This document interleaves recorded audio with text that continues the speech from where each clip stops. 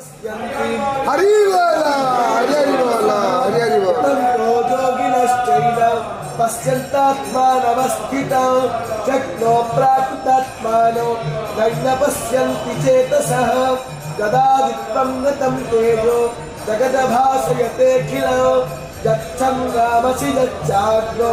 तत्तेजो विद्धि मामगो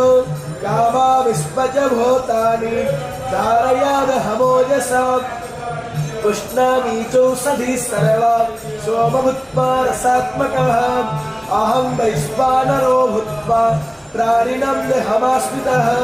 प्राणपानः समायुक्ता पचमन्यं चतुर्विधौ सर्वश्च चाहं हृदि सन्निविष्टो मतस्पतिज्ञानपकोहनं च वेदैश्च सर्वैरहमेव विद्यो वेदान्तकृद्वेदविदेव चाहो द्वावैमो पुरुषो